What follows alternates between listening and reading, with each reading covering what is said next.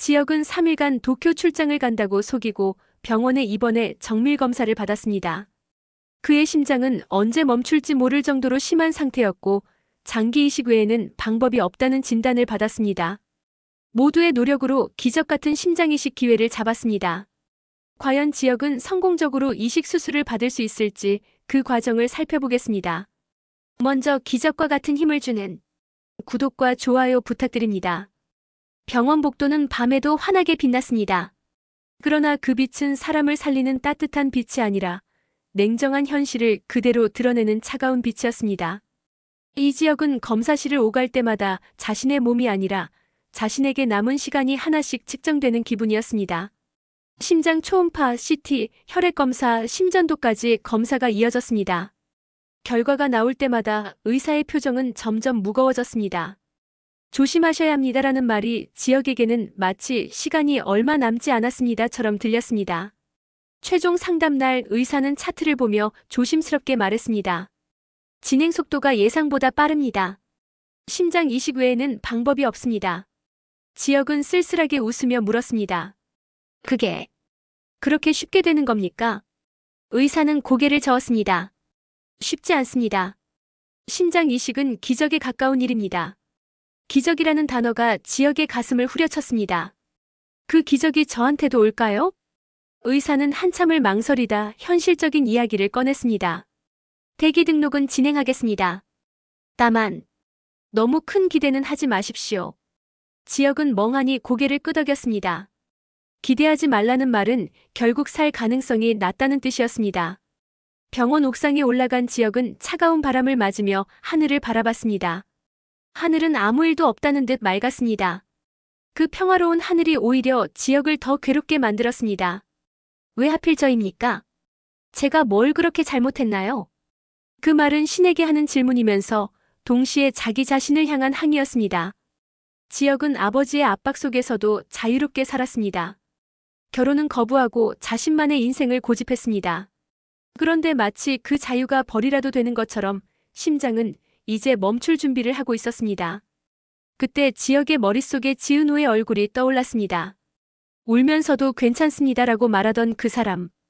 자기 사정은 숨기고 남의 걱정부터 하는 그 사람. 더 오래된 기억도 떠올랐습니다. 정보화와의 계약 결혼이 파국으로 끝난 그날 밤 멀리서 자신을 바라보던 은호의 시선이었습니다. 은호는 다가오지 않았지만 지역은 그 시선을 느낄 수 있었습니다. 누군가가 자신을 끝까지 지켜보고 있다는 느낌. 그 시선이 지역을 버티게 했습니다. 그래서 지역은 더 무서웠습니다. 그 따뜻한 시선에게 자신의 죽음을 보여주고 싶지 않았습니다. 떠나지 못할 사람이라면 차라리 떠나게 만들어야 한다. 지역은 그렇게 마음먹었습니다. 그게 사랑이라고 착각하면서 말입니다. 한편 지은호는 회사에서 계속 물을 마셨습니다. 목이 말라서가 아니라 마음이 타들어가서였습니다. 지역의 도쿄 출장 이야기는 어딘가 이상했습니다. 지역의 눈빛이 거짓말을 하는 사람의 눈빛이었습니다. 은호는 거짓말 속에서 자라왔습니다. 입양, 출생의 비밀, 고성이라는 이름, 한우진의 간 이식. 모든 것이 거짓말의 벽 뒤에 숨어 있었습니다. 그래서 은호는 남의 거짓말을 더 빨리 알아챘습니다. 알아채고도 모르는 척했습니다. 모르는 척해야 지역이 숨을 쉴 수 있을 것 같았기 때문입니다. 퇴근 후 집에 돌아온 은호는 식당을 운영하는 어머니 정순이를 마주했습니다. 순이는 오늘도 손에 물집이 잡힌 채 계산기를 두드리고 있었습니다. 얼굴이 왜 그러냐? 또 회사에서 무슨 일 있었냐? 은호는 억지로 웃어 보였습니다. 아무것도 아닙니다. 그러나 순이는 속지 않았습니다. 딸이 아무것도 아니다라고 말할 때마다 진짜로는 모든 게 무너지고 있다는 걸 알고 있었습니다. 그때 동생 지강호가 문을 벌컥 열고 들어왔습니다. 누나, 돈 좀. 이번에 사업 아이템이 있는데. 강호의 습관적인 말에 순이가 목소리를 높였습니다. 너 또 뭐 하려고 그러냐? 강호는 불만을 터뜨렸습니다. 누나는 늘 저만 나무랍니다. 누나는 뭐든 다 해주잖아요. 왜 저한테만 안 해줍니까? 그 말이 은호의 가슴을 찔렀습니다. 자기 가족을 지키는 일은 늘 이렇게 시작되었습니다. 누군가의 요구, 누군가의 원망, 누군가의 무책임. 은호는 깊게 숨을 들이마시고 말했습니다. 내일 얘기합시다. 오늘은 제가 좀 피곤합니다. 그날 밤 은호는 이지환에게 전화를 걸었습니다. 지환 씨, 혹시 형 어디 있는지 아십니까? 지환은 잠시 침묵했습니다. 누나도 이상하다고 느끼셨습니까? 그 말에 은호의 심장이 철렁 내려앉았습니다. 형이 요 며칠 가슴을 자꾸 누르셨습니다. 숨을 깊게 들이마시다가 멈추는 것 같았어요. 은호는 손끝이 차가워지는 걸 느꼈습니다. 같은 밤 지환은 박영나와 마지막 송별회를 했습니다. 경호계약이 끝나는 날이었습니다. 영나는 웃으려 했지만 자꾸 눈이 젖었습니다. 이제 안 지켜주시는 겁니까? 지환은 담담하게 답했습니다. 경호는 끝났습니다. 그래도 전화는 받겠습니다. 영나는 입술을 깨물고 말했습니다. 저 웹툰 작가가 될 겁니다. 이제는 엄마의 인형으로 살지 않겠습니다. 지환은 조용히 고개를 끄덕였습니다. 그럼 더 해야 합니다. 이제는 내가 너를 지켜야 합니다. 영나는 그 말에 눈물을 흘렸습니다. 그 눈물은 이별이기도 했고 동시에 성장이기도 했습니다. 그 시간 박진석의 집에서는 긴장감이 흘렀습니다. 박진석이 고성이를 날카롭게 쳐다봤습니다. 성희야, 금고에 있던 서류들 어디로 갔냐? 고성이는 억지로 웃으며 답했습니다. 그냥 옛날 서류입니다. 박진석의 눈빛은 웃지 않았습니다. 그는 재킷 안쪽에서 무언가를 꺼냈습니다. 어디서부터 거짓말했느냐고. 고성이는 목이 막혀 말이 나오지 않았습니다. 그리고 처음으로 깨달았습니다. 자신이 쌓아올린 거짓말의 탑이 이제는 자신을 찌르는 칼이 되어버렸다는 사실을요. 이지혁은 병실 창에 비친 자신의 얼굴을 보았습니다. 눈밑은 푹 꺼졌고 입술은 바짝 말라 있었습니다. 나는 정말 살고 싶은 걸까? 정답은 살고 싶다가 아니라 지금은 죽을 수 없다였습니다. 아버지 이상철은 여전히 체면과 책임으로 가족을 짓눌렀고 어머니 김다정은 교통사고 후유증을 숨긴 채 우리 집이 무너지면 안 된다고 중얼거렸습니다. 동생 지환은 상처를 숨긴 채 버텼고 여동생 수비는 사랑이 부서진 자리에서 애써 웃었습니다. 그들 앞에서 지혁이 무너질 수는 없었습니다. 무엇보다 지은호 앞에서는 더더욱 그럴 수 없었습니다. 그때 담당이가 들어와 조심스럽게 말했습니다. 가능성이 완전히 0은 아닙니다. 지혁의 눈빛이 흔들렸습니다. 무슨 가능성입니까? 대기 등록이 진행되었고 응급도 조정 논의가 들어갈 수 있습니다. 다만 확답은 드릴 수 없습니다. 기적을 기다리는 일입니다. 지혁은 숨을 깊게 들이마셨습니다. 희망은 달콤했지만 동시에 위험했습니다. 희망을 붙들었다가 놓치면 그때의 절망은 2배가 되기 때문이었습니다. 코디네이터가 절차를 설명했습니다. 등록은 병원에서 진행되고 배정은 시스템이 결정합니다. 기증자는 대부분 뇌사 상태에서 연결됩니다. 심장은 시간이 매우 중요해서 이동과 수술 준비가 촉박합니다. 지혁은 고개를 끄덕였지만 자세한 내용은 머릿속에 들어오지 않았습니다.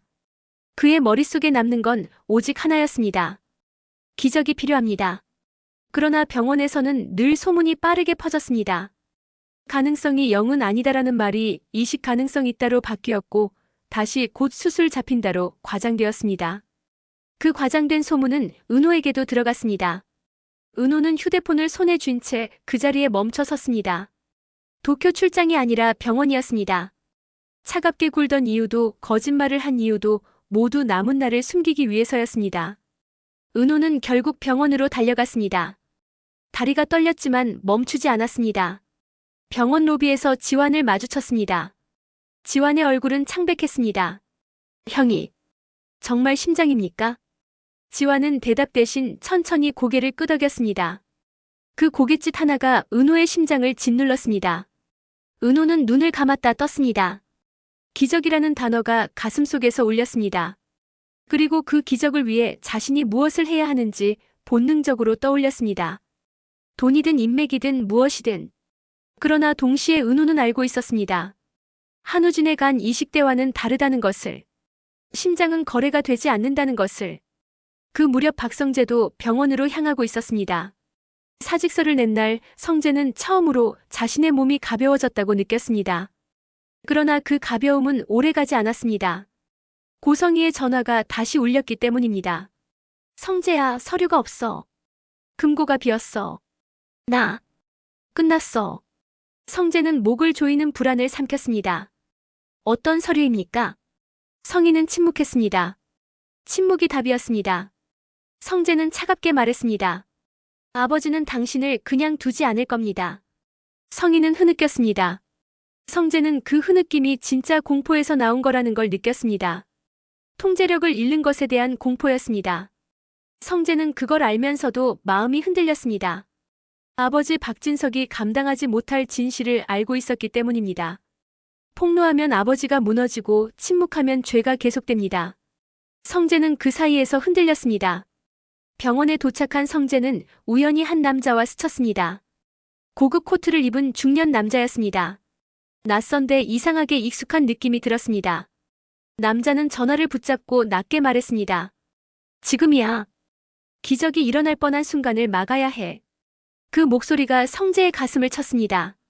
성재는 속으로 이름을 떠올렸습니다. 김태준. 고성희의 대학 동기이자 첫사랑, 최근 귀국한 그 사람. 성재는 그 남자의 뒤를 따라갔습니다. 태준은 병원 근처에서 누군가에게 서류 봉투를 건네려 했습니다. 성재가 그의 팔을 잡았습니다. 당신 누구십니까?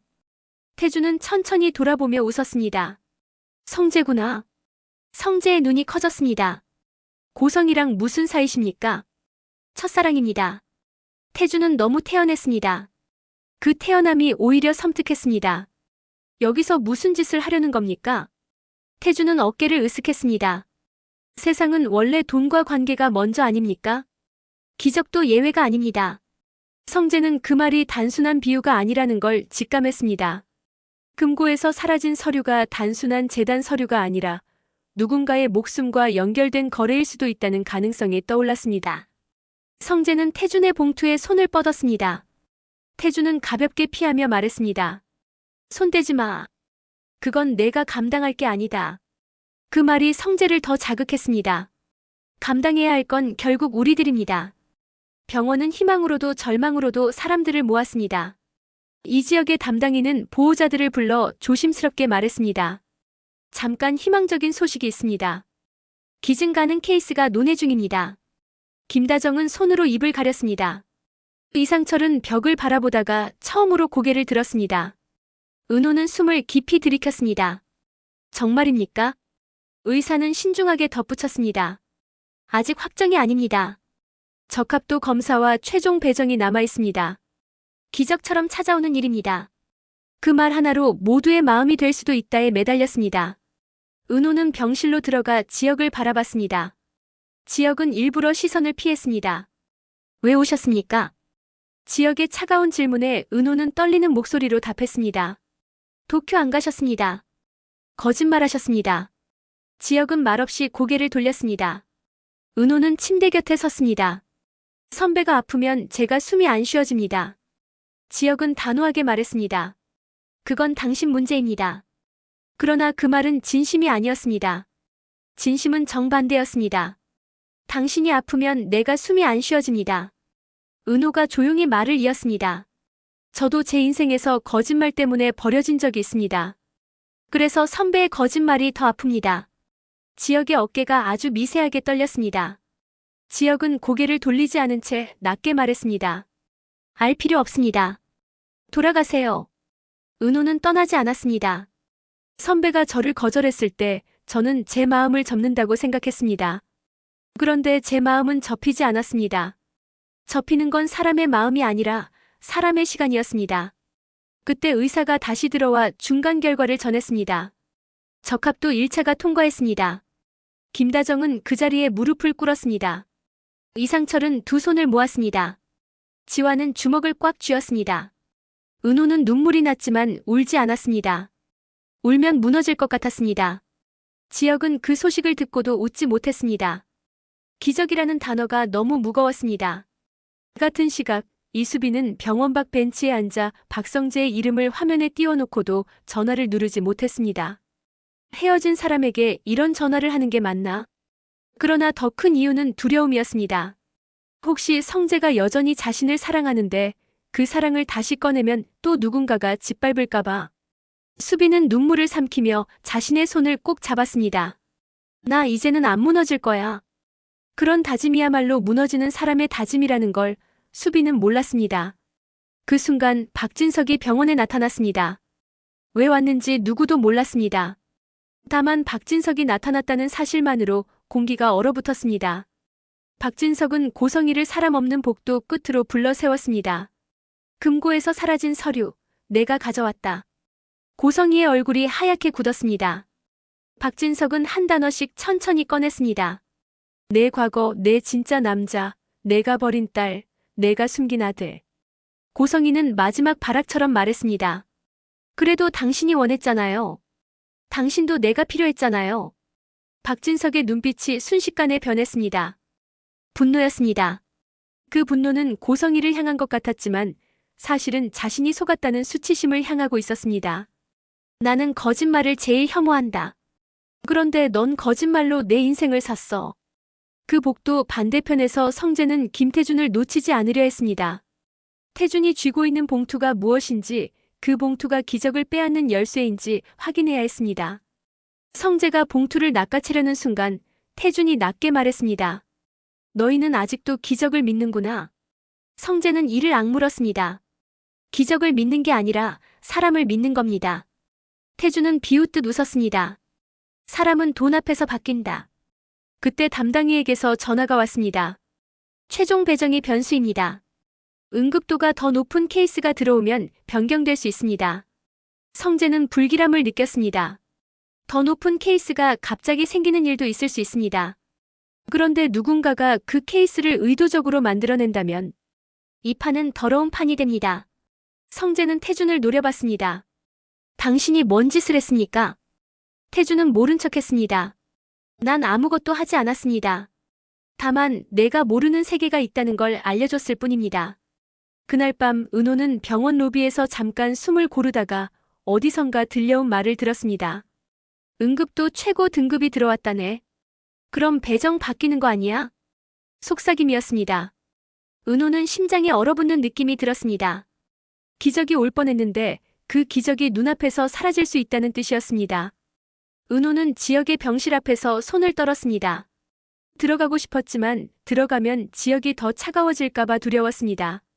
그러나 들어가지 않으면 남은 시간에 대해 아무것도 나누지 못할까봐 더 두려웠습니다. 그날 오후 병원 코디네이터가 보호자들을 다시 불렀습니다. 잠정적으로 수술 준비를 시작할 수 있습니다. 혹시 모를 상황에 대비해서 동의서를 미리 작성해 두셔야 합니다. 잠정이라는 단어가 붙어 있었지만 사람들의 귀에는 수술이라는 단어만 꽂혔습니다. 김다정은 서류를 받는 손이 덜덜 떨렸습니다. 이상철은 계속 오후 600. 펜을 잡지 못하고 손가락만 움직였습니다. 지화는 입술을 깨물었습니다. 은호는 서류 제목을 읽는 순간 숨이 막혔습니다. 심장이식 수술 동의서. 종이 한 장이 사람의 생을 붙들 수도 놓아버릴 수도 있다는 사실이 너무 무거웠습니다.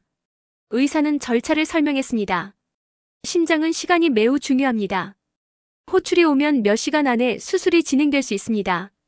그래서 지금부터는 식사도 조절하시고 연락을 놓치지 않도록 하셔야 합니다. 김다정은 고개를 끄덕이며 연신 네라고 답했습니다.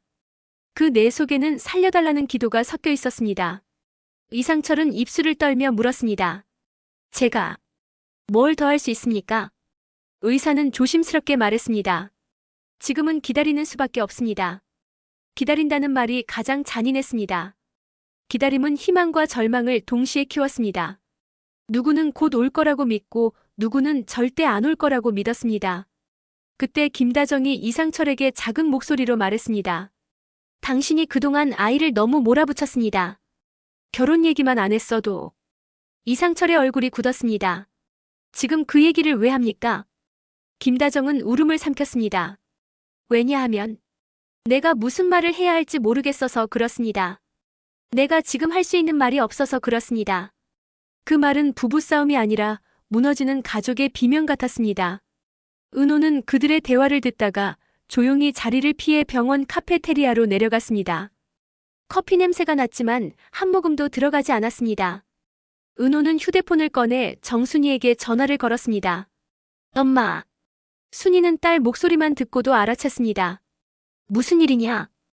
은호는 한참을 말하지 못했습니다. 그러다 겨우 말했습니다. 선배가 많이 아픕니다. 순이가 숨을 크게 들이마셨습니다. 그 선배, 내가 좋아하던 사람 맞지? 은호는 네라고 답하는 대신 울음으로 대답했습니다. 순이는 잠깐 침묵하다가 말했습니다.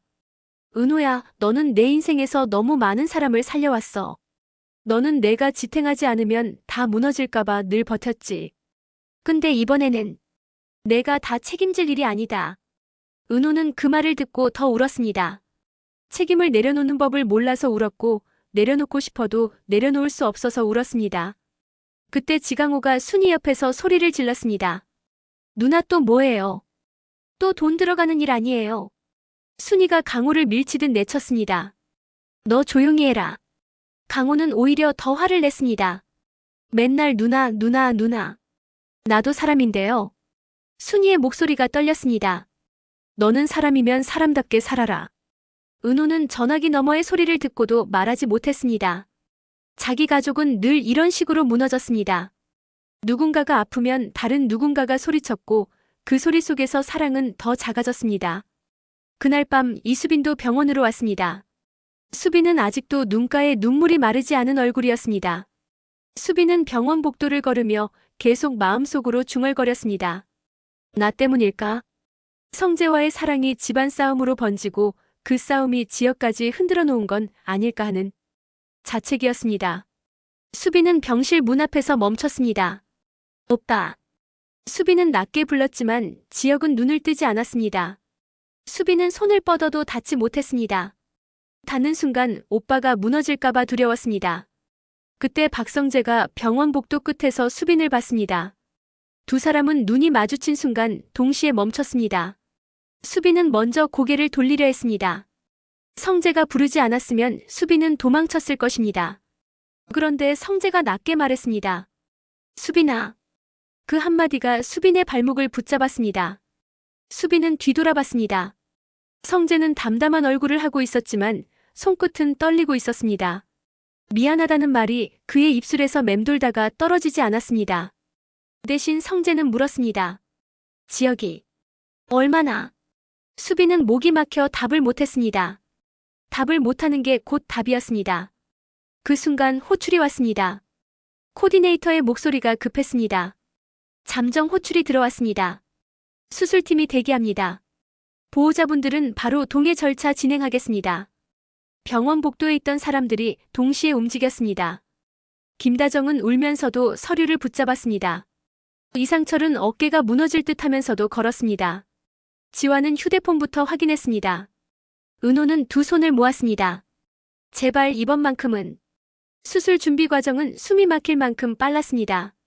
지역은 침대에서 검사실로 이동했고 또 수술 전 대기실로 옮겨졌습니다. 지역의 손목에 팔찌가 채워지고 의료진이 이름과 날짜를 확인했습니다. 이 지역 환자분 맞으십니까? 지역은 웃지도 울지도 못한 채 대답했습니다. 맞습니다. 그 한마디가 마치 내 생이 여기까지입니다라고 말하는 것 같았습니다.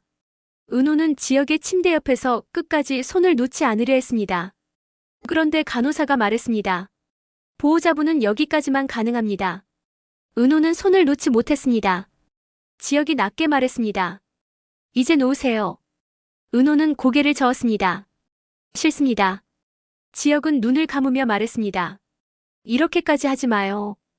은호는 떨리는 목소리로 답했습니다. 선배는 저한테 한번 거절하셨습니다. 그런데 이번엔 제가 거절하지 않겠습니다. 저는 남겠습니다. 지역의 눈꺼풀이 떨렸습니다.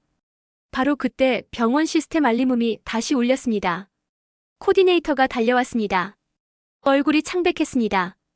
죄송합니다. 배정이 변경되었습니다. 김다정이 비명을 삼켰습니다. 왜요?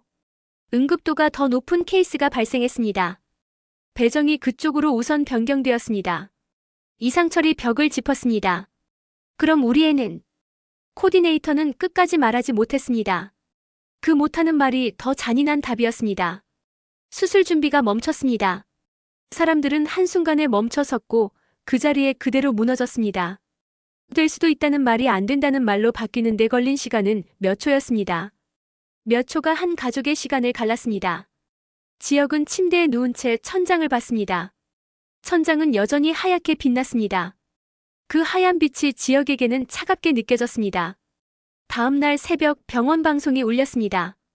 이 지역 환자 보호자분들은 담당이에게 와주십시오. 그 말은 너무 정중해서 더 잔인했습니다. 보호자들이 모였습니다.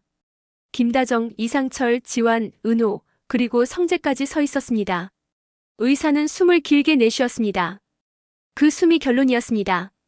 죄송합니다. 배정이 변경되었습니다. 김다정이 먼저 무너졌습니다. 왜요? 아까 가능하다면서요? 응급도가 더 높은 환자에게 우선 배정되는 시스템입니다. 지환이 목소리를 높였습니다. 그럼 우리 형은요? 의사는 단호하게 말했습니다. 현재 상태에서 이식 가능성은 거의 없습니다. 은호가 매달리듯 물었습니다. 거의라는 말은 가능성이 남아있다는 말입니까? 의사는 잠깐 침묵했습니다. 그리고 그 침묵 뒤에 가장 잔인한 문장을 꺼냈습니다. 이식 가능성 없음으로 보셔야 합니다. 의사의 말이 끝나자마자 김다정은 담당의 가운 자락을 붙잡았습니다. 선생님, 다른 병원으로 옮기면 안 됩니까? 다른 병원에 더 빨리 받을 수 있는 길이 있지 않습니까? 담당인은 조심스럽게 고개를 저었습니다. 병원을 옮겨도 배정은 동일한 체계 안에서 이루어집니다. 옮긴다고 빨라지지 않습니다. 김다정은 그 말을 이해하지 못해서가 아니라 이해해도 믿을 수 없어서 다시 물었습니다. 그럼 우린 뭘 합니까? 집에 가서 그냥 기다립니까? 담당인은 잠시 말을 고르다가 현실을 꺼냈습니다. 언제든 응급 상황이 올 수 있습니다. 가능한 한 입원 상태에서 경과를 보시는 게 안전합니다. 이상철은 그 말을 듣고 처음으로 목소리를 높였습니다. 안전이요? 안전하면 뭐합니까? 살 수가 없다는데. 이상철의 분노는 의사를 향한 분노가 아니었습니다. 하늘을 향한 분노였습니다. 운명을 향한 분노였습니다. 그리고 그 분노 밑에는 아버지로서 아무것도 해줄 수 없는 무력감이 깔려 있었습니다. 이상철은 두 손으로 얼굴을 쓸어내렸습니다. 내가 아버지 맞습니까? 그 한마디가 김다정의 심장을 찢었습니다. 지환은 복도 끝으로 나가 벽을 세게 쳤습니다. 손이 붉게 부어올랐지만 지환은 아픈 줄도 몰랐습니다. 나는 몸이 멀쩡한데 형은 왜? 그 생각이 너무 잔인해서 지환은 더 세게 벽을 쳤습니다. 그 소리에 수빈이 달려왔습니다. 오빠, 그만해요. 수빈은 울먹이며 지환의 손을 잡았습니다. 지환은 손을 빼지 못했습니다. 수빈의 손이 너무 작아 보여서 그 작은 손마저 지켜주지 못한 것 같은 죄책감이 올라왔습니다. 그때 성재가 조용히 물었습니다. 이건 누구 책임입니까? 그 질문은 의사에게 하는 말 같았지만 사실은 고성희에게, 박진석에게, 그리고 자기 자신에게 하는 질문이었습니다. 성재는 이식 가능성 없음이라는 문장을 듣는 순간에도 머릿속 한 구석에서는 여전히 태준을 의심하고 있었습니다. 응급도가 더 높은 케이스가 정말 우연일까? 성재는 박진석이 들고 있던 봉투를 떠올렸습니다. 금고에서 사라진 서류들. 그 서류들이 단순히 부부의 비밀이 아니라 누군가의 생사를 흔드는 비밀이라면 이 판은 더 더러워진 겁니다. 성재는 박진석을 찾아갔습니다. 박진석은 병원 주차장 한쪽에 서 있었습니다. 얼굴은 굳어 있었고 담배 연기만 피어올랐습니다. 아버지, 그 봉투 안에 뭐가 있습니까? 박진석은 성재를 보며 낮게 말했습니다. 너는 이제 내 회사 사람도 아니다. 왜 내 일에 끼어드냐? 성재는 한 발도 물러서지 않았습니다. 지혁이가 제 친구입니다. 그리고 아버지 집안이 흔들리면 결국 제 인생도 흔들립니다. 박진석은 씁쓸하게 웃었습니다. 너는 끝까지 가족을 못 놓는구나. 성재는 대답하지 못했습니다. 못 놓는 게 아니라 놓을 줄 몰랐습니다. 박진석은 봉투를 열지 않았습니다. 대신 한마디만 했습니다. 고성희는 내가 생각한 것보다 더 깊게 거짓말을 쌓았다. 성재는 숨을 삼켰습니다. 그게 이식이랑도 관련이 있습니까? 박진석의 눈빛이 잠깐 흔들렸습니다. 그 흔들림이 답이었습니다. 성재는 그 순간 등골이 서늘해졌습니다. 누군가의 욕망이 누군가의 생명과 연결되는 순간 이야기는 가족을 넘어 지옥이 되었습니다. 그 순간 은호의 귀에서는 소리가 사라졌습니다. 김다정의 울음도 이상철의 숨소리도 지환의 분노도 성재의 떨리는 목소리도 모두 멀어졌습니다. 은호는 손끝으로 바닥을 짚었습니다. 넘어지면 다시 일어설 힘이 없을 것 같았습니다. 이상철은 처음으로 미안합니다라는 말을 입 밖에 냈습니다. 그 말은 누구에게 하는 말인지 알 수 없었습니다. 아들에게, 가족에게, 또는 자신에게. 김다정은 눈물로 얼굴을 적시며 중얼거렸습니다. 내가 조금만 더 그 애를 덜 몰아붙였으면. 그 말은 결혼이라는 이름으로 아들을 몰아붙였던 시간들을 향한 후회였습니다. 성재가 의사에게 물었습니다. 돈으로 안 됩니까? 의사는 고개를 저었습니다. 심장은 생체 기증이 불가능합니다. 지정 기증도 불가능합니다. 성재는 그제야 깨달았습니다. 이 판에서는 자신이 가진 돈도 아버지가 가진 권력도 고성이가 쌓아올린 거짓말도 아무것도 통하지 않는다는 사실에. 그래서 더 잔인했습니다.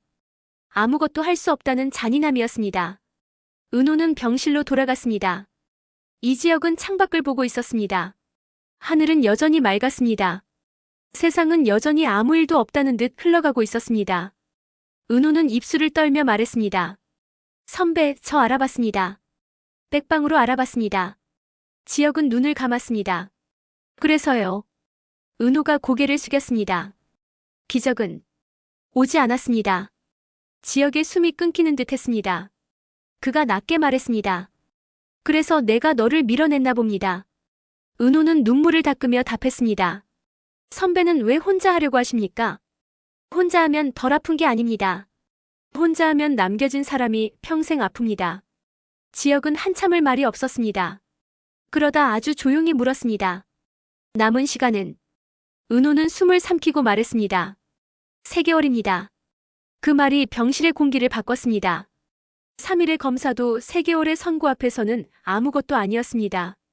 지혁은 손을 떨며 중얼거렸습니다. 제가 죽는다고요? 그 질문에는 답이 없었습니다. 답을 아는 사람은 이미 지혁이었고 답을 바꾸는 사람은 이 세상에 없었습니다. 병실 밖 복도에서 박진석은 고성이를 다시 불러 세웠습니다. 이번에는 아무것도 꺼내지 않았습니다. 대신 종이 봉투를 흔들었습니다. 너는 기적을 거래하려고 했어. 고성이의 눈이 흔들렸습니다. 나는 살려고. 박진석은 낮게 웃었습니다. 너는 늘 너만 살았어. 그런데 이번에는 안 돼. 고성이는 입술을 깨물었습니다. 금고에서 사라진 서류가 박진석 손에 있다는 사실, 그리고 그 서류가 자신을 끝장낼 수 있다는 사실을 이제는 알 수 있었습니다. 그때 김태준이 복도 끝에서 모습을 드러냈습니다. 태준은 여유로운 표정으로 박진석을 바라봤습니다. 오랜만입니다. 저는 그냥 정리를 하러 왔습니다. 고성이는 태준을 보자 오래된 기억이 목을 조르는 듯한 표정을 지었습니다. 태준은 그 표정을 보고도 웃었습니다. 웃음은 다정하지 않았습니다. 웃음은 계산이었습니다. 성재는 그 장면을 멀리서 지켜보다가 이를 악물었습니다. 이 사람들이 또 무슨 거래를 하려는 거야? 그런데 그때 병실 안에서 들려오는 소리가 성재의 발을 멈추게 했습니다. 이지혁이 조용히 말하고 있었습니다. 나랑 멀어지세요. 은호가 떨리는 목소리로 답했습니다. 싫습니다. 지혁이 물었습니다. 왜요? 은호는 천천히 말했습니다. 선배가 저를 한번 거절하셨습니다. 그런데 이번에는 제가 거절하지 않겠습니다. 이번에는 제가 남겠습니다. 그날 저녁 은호는 잠깐 집에 들러 옷만 갈아입고 다시 병원으로 돌아오려 했습니다. 그런데 집 문을 열자마자 정순이가 딸을 붙잡았습니다. 너 어디 가니? 병원입니다. 순이는 딸의 눈을 똑바로 바라봤습니다. 그 사람 너한테 어떤 사람인데? 은호는 망설이다가 말했습니다. 제가 좋아했던 사람입니다. 그리고 제가 지금 놓으면 평생 후회할 사람입니다. 순이는 그 말을 듣고 한동안 말이 없었습니다. 그러다 아주 조용히 말했습니다. 그럼 가. 대신 너도 쓰러지지 마. 순이의 말투는 단단했지만 눈가가 젖었습니다. 순이는 딸이 또 누군가를 살리겠다고 몸을 던지는 순간을 평생 수도 없이 보아왔습니다. 그때 지강호가 소파에서 일어나 소리쳤습니다. 누나는 맨날 남의 인생만 챙깁니다. 우리 집은 누가 챙깁니까? 은호는 강호를 바라봤습니다. 예전 같으면 강호의 말에 죄책감이 먼저 올라왔을 것입니다. 그러나 오늘은 달랐습니다. 은호는 조용히 말했습니다. 강호야, 너도 이제 너를 챙겨야 합니다. 내가 다 해주면 너는 평생 내 인생을 못 삽니다.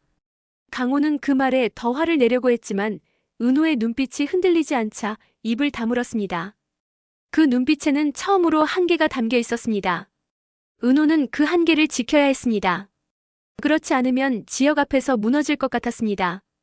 병원으로 돌아오는 길에 은호는 박영나에게서 메시지를 받았습니다. 언니, 지금 어디예요? 은호는 그 메시지를 보고 잠깐 멈췄습니다. 영나가 자신을 언니라고 부르는 순간마다 은호는 마음이 복잡해졌습니다. 영나가 가까워지고 싶어하는 이유를 알면서도 은호는 쉽게 문을 열 수 없었습니다. 그러나 오늘은 달랐습니다. 지역의 시간 앞에서 은호는 더는 아무것도 미룰 수 없었습니다. 은호는 병원 로비에서 영나를 만났습니다. 영나는 두 손을 꼭 쥔 채 서 있었습니다. 영나는 말을 끝내지 못했습니다. 은호는 영나의 어깨를 잡았습니다. 괜찮습니다. 괜찮지 않아도 같이 견딥시다.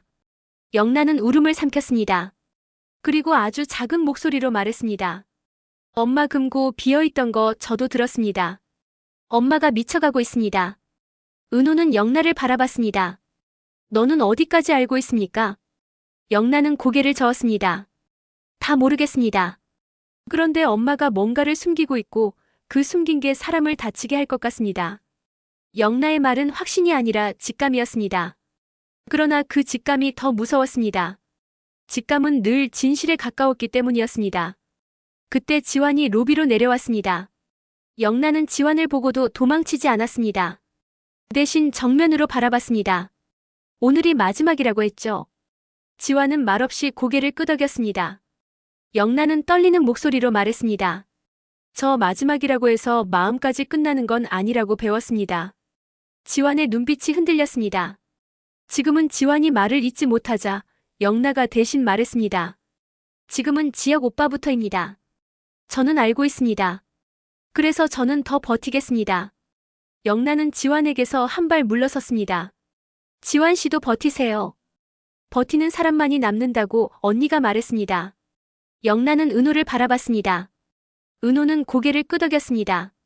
버티는 사람만이 남는다는 말은 이 드라마의 가장 잔인한 진실이었습니다.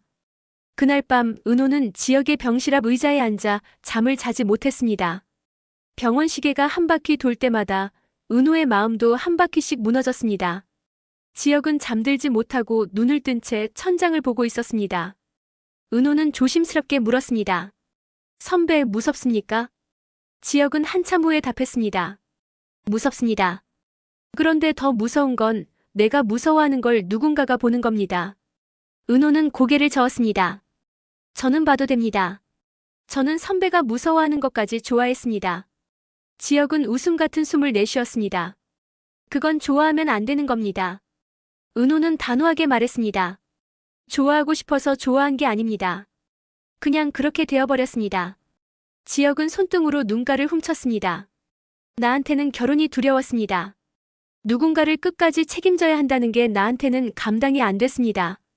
은호는 지역의 손을 잡지 않고 대신 말로 잡았습니다. 선배, 책임은 결혼이 아니라 시간에서 옵니다. 같이 있는 시간이 길어질수록 책임은 이미 생깁니다. 지역은 조용히 물었습니다. 그럼 지금 나는 너한테 무슨 책임을 지고 있습니까? 은호는 숨을 들이마시고 답했습니다. 살아주십시오. 그게 제 유일한 부탁입니다. 지역의 눈빛이 흔들렸습니다. 흔들림은 희망이 아니라 마지막을 앞둔 사람의 애틋함이었습니다. 지역은 고개를 돌려 창밖을 봤습니다. 내가 살아도 내 안에는 늘 차가운 구멍이 있었습니다. 그 구멍이 사람을 밀어냈습니다. 은호는 낮게 말했습니다. 그 구멍, 제가 같이 들여다보겠습니다. 혼자 들여다보면 더 깊어집니다. 지역은 대답하지 못했습니다. 대답 대신 아주 작게 고개를 끄덕였습니다. 같은 밤 김다정은 병원 복도 끝 창가에 서서 손바닥으로 가슴을 눌렀습니다. 교통사고로 크게 다쳤던 몸이 아직도 비가 오면 쑤셨습니다. 그때마다 김다정은 살아있는 게 이렇게 아픈데 죽어가는 사람은 얼마나 아플까라는 생각을 했습니다. 이상철이 조용히 다가와 김다정 옆에 섰습니다. 두 사람은 한동안 말이 없었습니다. 말은 너무 늦게 오면 아무 힘도 없었습니다. 이상철이 먼저 입을 열었습니다. 나는 평생 버텼습니다. 버티면 된다고 믿었습니다. 김다정이 고개를 끄덕였습니다. 당신은 잘 버텼습니다. 그래서 우리 애들도 버텼습니다. 이상철의 목소리가 떨렸습니다. 그런데 이번에는 버티면 안 됩니다. 버틴다고 심장이 다시 뛰는 게 아니지 않습니까? 김다정은 눈물을 닦으며 말했습니다. 그래도 버텨야 합니다. 누군가는 버텨야 저 아이가 눈을 뜰 때 돌아갈 집이 있습니다. 이상철은 그 말에 고개를 떨고 왔습니다. 내가 그 집을 지킬 수 있을까요? 김다정은 이상철의 손등을 조심스럽게 잡았습니다. 지키셔야 합니다. 당신은 아버지입니다. 그 순간 이상철의 눈에서 눈물이 흘렀습니다. 이상철은 소리내지 않고 울었습니다. 그 울음이 아들 앞에서 우는 마지막 울음이 되길 바랬습니다. 기적같이 다가왔던 순간들이 물거품처럼 사라진 지금 그 누구도 어떤 선택과 결정을 할 수 없었습니다. 지역은 앞으로 어떻게 될까요? 여러분의 구독과 좋아요는 아픈 지역에게 큰 힘이 됩니다.